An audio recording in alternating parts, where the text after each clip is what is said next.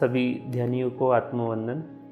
ब्रह्मर्षि पितामह पत्री जी को सादर नमन और सभी एस्ट्रल मास्टर्स को कोटि कोटि वंदन करते हुए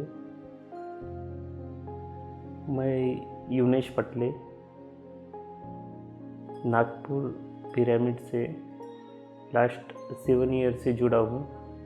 ध्यान के जगत में काफ़ी पहले से भी ऐसा मुझे लग रहा था। बचपन से ही मैं अध्यात्म से एक रुचि रख रहा था, अध्यात्म से जुड़ा हुआ था। सडनली एक बार नागपुर के टेकड़ी मंदिर, क्योंकि काफ़ी प्रसिद्ध मंदिर है, तो वहाँ से मैं जब रिटर्न हो रहा था उस वक्त मुझे किसी ने लिफलेट दे दिया था। तो वहाँ पर एक पिरामिड में मेडिटेशन करने के क्या फ़ायदे हैं ये दिखाए गए थे। तो एक एड्रेस के साथ में वहाँ लिफलेट मैंने लेके घर तो चले गया। फिर उसके बाद में मेरी पिरामिड की तरफ से जो जर्नी चालू होनी थी वहीं से स्टार्ट हुई है। वो लिफलेट लेके मैं 1 या 2 दिन बाद में जो नागपुर में पहले टेलीफोन एक्सचेंज के पास में पिरामिड सेंटर हुआ करता था, वहाँ गया।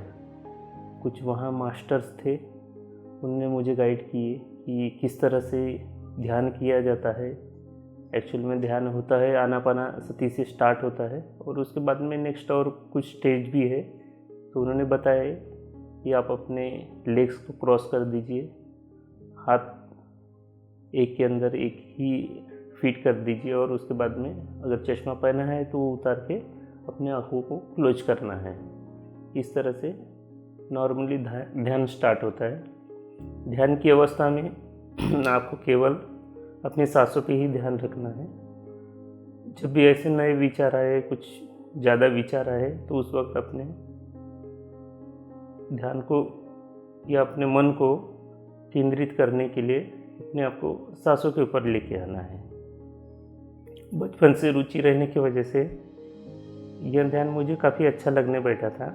और ध्यान में आने के पहले काफ़ी सारे लाइफ में ये क्रूशियल अनबैलेंस थे। यह अनबैलेंस इन आदमी के अंदर फियर तैयार कर रहे थे और फ्यूचर में क्या होगा क्या नहीं होगा इसके बहुत सारे नए नए क्वेश्चंस आते थे। पर जब भी ध्यान करते हैं तो पोस्ट ध्यान के बाद में जो भी एक एक्सपीरियंस ये बताऊंगा कि जितने विचार्स है वो कहीं ना कहीं शांत हो जाते थे और फ्यूचर रिगार्डिंग जितना भी वो एक क्रूशियल जो पार्ट रहता था वो एक तरह से सॉल्व हो जाता था। तो आज जब भी मैं मेडिटेशन करता हूँ तो मेडिटेशन करने के बाद में जो आने वाला फ्यूचर है वो एकदम लाइटली ऐसा लगता है कि कुछ हो या ना हो सब बराबर हो रहा है। इसके अलावा कोई रिस्क जो तो ऐसा लगता नहीं। अभी मैं प्रॉपर्टी की बिजनेस में हूँ। प्रॉपर्टी के बिजनेस में एक कोई भी टास्क होने के बाद में most of the negative things ज़्यादा आती है कि कस्टमर का क्या होगा, कंपटीशन इतना ज़्यादा है कि वो कस्टमर कभी इधर देखेगा तो कभी उधर देखने के बाद में आएगा नहीं आएगा। पर जब भी मेडिटेशन होता है तो उसके बाद में मैंने अपना कर्म कर दिया, इसके बाद में जो होना है तो वो होगा। एक सकारात्मक सोच एनवायरनमेंट में छोड़ने के बाद में उससे जो है तो कोई इतना ज़्यादा लगाव नहीं रहता कि हाँ हम अपना टास्क कंप्लीट कर दिए, अब फ्यूचर में जो भी होगा वो तो एनवायरनमेंट के ऊपर हमने छोड़ ही दिए है। तो उसके रिगार्डिंग हम ज़्यादा जो तो फिक्र करने की कोई ज़रूरत नहीं रहती। इसके अलावा मैं ये बताना चाहता हूँ कि ध्यान में भी आने के बाद में कई लोग जो है तो कांस्टेंट नहीं हो पाते, कई लोग छोड़ देते हैं। तो उसके लिए एक हर पग पे कुछ ना कुछ जब इस तरह की कंडीशन आती है कि ये यार ये कंटिन्यू नहीं कर सकते, कुछ ना कुछ इन्हें ये लगता है कि मेडिटेशन कहीं रुकावट नहीं बनना चाहिए या रुकावट बन रहा है, ऐसा कुछ लोगों को लगता है। उसके वजह से वो ध्यान को कंटिन्यू नहीं कर पाते। तो थैंक्स टू पडोले सर, जो कि आज हमारे बीच में तो नहीं है, पर उनके जो हमारे लिए किए गए कार्य है और उनका हर कदम पे उन्होंने हमारा काफ़ी साथ दिए है। उन्होंने हमें काफ़ी अच्छा मार्गदर्शन किया कि किस वक्त कहाँ क्या टास्क करना है अगर आपका मन कहीं विचलित हो रहा है तो वो किस वजह से हो रहा है और उसे किस तरह से उस रिजॉल्व करना है, सो दैट कि फ्यूचर में आपको कहीं अनबैलेंस होने की ज़रूरत ना पड़े। और ऐसी कुछ भी घटनाएं, छोटी मोटी घटनाएं होती है तो वहाँ एक जीवन का एक कहीं ना कहीं हमारे द्वारा पास्ट लाइफ में किया गया कुछ ना कुछ एक नया क्वेश्चन रहता है जो आज आंसर बन के हमारे सामने रहता है। उन्होंने हमें हर कदम पर ही साथ दिया है, जिसकी वजह से आज अगर ध्यान में मैं हूँ तो मुझे ऐसा लगता है कि हमारे सर की वजह से, और उन्होंने नागपुर के काफ़ी सारे लोगों को भी मेडिटेशन सिखाया था। तो थैंक्स टू पडोडे सर, वो जहाँ भी है हमेशा जो तो खुश रहे और ध्यान उनकी आज के कंडीशन में जो तो उनको हमेशा जो है तो प्रेरक सिद्ध हो। और जितने भी व्यूअर्स इस प्रोग्राम को देख रहे हैं उन्हें मैं ये कहूँगा, अगर कहीं कुछ भी प्रॉब्लम्स है, कहीं टेंशन्स हो या फिर मोरल डाउन हो रहा है, तो एक कुछ टाइम तक जो है तो आप सिर्फ और सिर्फ अपने सांसों पे अगर ध्यान फोकस करते हैं तो मोस्ट ऑफ द प्रॉब्लम्स ऐसे ही रिजॉल्व हो जाते हैं।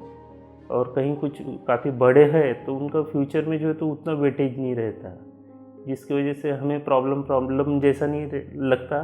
एक छोटा मोटा टास्क आ गया और उसे हम ऐसे ही निपटा देंगे, इस तरह से उसे हम हैंडल कर लेते हैं। शाकाहार और मांसाहार दो खाने की जो पद्धतियाँ चल रही है, तो उसमें हमें पिरामिड सोसाइटी सिखाती कि शाकाहार अपनाइए, क्योंकि मांसाहार और शाकाहार दो अलग अलग स्टेज है। शाकाहार अगर हम लेते हैं तो शाकाहार जीवित अन्न होता है जो हमें एक जीवन जीने के लिए प्रेरक बनता है, जबकि मांसाहार अगर किसी प्राणी की हम हत्या कर रहे हैं तो उस वक्त जब वो कट रहा है उस टाइम पे कई सारे वाइब्रेशंस उसके स्टार्ट होते हैं, जो कि एक नेगेटिव पार्ट रहता है।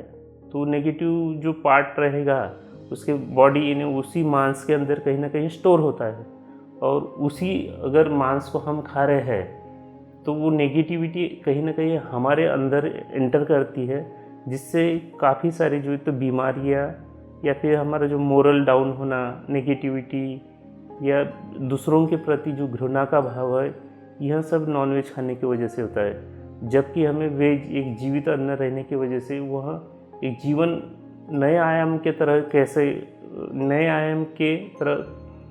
कैसा बढ़ना चाहिए, उसके लिए हमें एक प्रेरणा की तरफ ले जाता है। मेडिटेशन अगर आप कर रहे हैं, जनरली मेडिटेशन करने के पहले नॉर्मली हम जी रहे हैं तो जस्ट लाइक एक रेल तो चल रही है, पर वहाँ बगैर लेन के, यानी जो पटरी के नीचे आई हुई अगर ट्रेन चलेंगी तो कहीं ना कहीं लड़खड़ा के फिर गिर जाती है। पर एक मेडिटेशन हमें एक राइट पाथ देता है, जिससे हम कंटिन्यू अगर चले तो वहाँ हमारे जो डेस्टिनेशन है, प्रॉपर डेस्टिनेशन पे हमें पहुँचाने में काफ़ी सारी मदद करेगा। अगर कहीं कोई मेडिटेशन कर रहा है तो उसको फ्यूचर में भी कुछ जो घटनाएं होती है तो उन्हें इंडिकेट मिल जाता है कि फ्यूचर में क्या हो सकता है, और माइक्रो लेवल की एक प्लानिंग इंसान कर लेता है मेडिटेशन की वजह से। माइक्रो लेवल की प्लानिंग करने की वजह से फ्यूचर में अगर कोई बहुत बड़ा क्रूशियल टास्क भी आता है तो उस कंडीशन में आदमी घबराता नहीं, ये पार्ट है जीवन का, ये सोच के उस चीज़ को हैंडल कर लेता है। मेडिटेशन में आने के कई सारे लाभ है। तो अगर नॉर्मली विदाउट मेडिटेशन इंसान देखे तो काफ़ी सारे जो है तो दुविधाएं आती है, उसमें वहाँ थोड़ा अनबैलेंस हो जाता है, और अनबैलेंस होने की वजह से डिमोटिवेट और फिर बहुत सारे उसके बाद में सुसाइड तक मोस्टली इंसान चले जाता है। पर अगर ध्यान में आए तो ध्यान में आपको एक नॉर्मल लाइफ अगर है आपकी तो उसको बेटर कैसा बनाया जाए, बेटर से और बेटर कैसा बनाया जाए। एक नॉर्मल जो स्टूडेंट भी है तो पहले नॉर्मली पढ़ाई करता है विदाउट एम, जनरली ये देखा जाता है।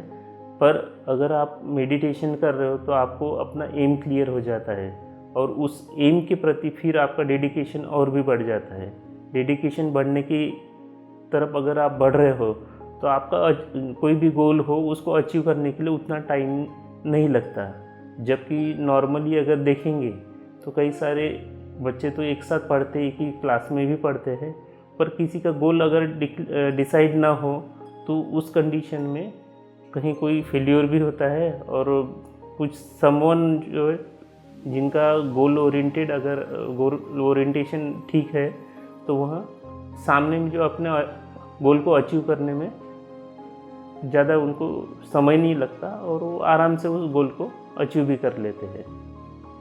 मेडिटेशन में यानी पिरामिड से जुड़ने के बाद में मेरे लाइफ में जो कुछ भी क्रूशियल टास्क होते थे जिससे इससे पहले आदमी घबरा जाता था, और कुछ पास्ट लाइफ के या बचपन के कुछ नेगेटिव ऐसे एनवायरनमेंट की जो यादें हैं तो उसके वजह से आदमी यानी उतना ऊपर नहीं उठ पा रहा था।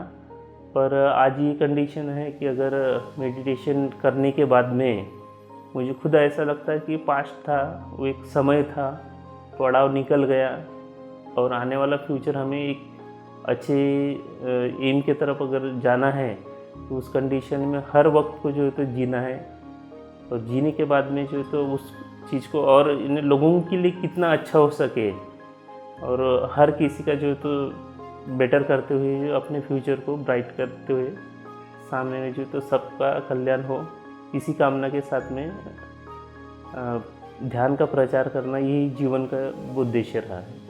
अगर किसी को भी ये लगता है कि हमारी लाइफ मोस्ट यानी हाई लेवल की एन्जॉयफुल लाइफ होना चाहिए जिसमें कोई भी टेंशन ना हो, कोई बहुत बड़ा यानी गोल अचीव करने का एक हेडेक ना हो, या फिर फैमिली में कहीं कोई जो इशू ना हो, तो ऐसे कंडीशन में उन्हें मेडिटेशन बिल्कुल छोड़ना नहीं चाहिए और मोस्ट ऑफ द पीपल को जो तो उस तरफ जो तो गाइडेंस करना चाहिए किस तरह मेडिटेशन करना चाहिए और ये करने के फ़ायदे क्या है, ये सब उनको बताते हुए अगर आप ध्यान प्रचार करते हैं, खुद भी ध्यान करते, परिवार को भी ध्यान सिखाते हो, तो आप हमेशा हैप्पी रहेंगे। थैंक यू, धन्यवाद।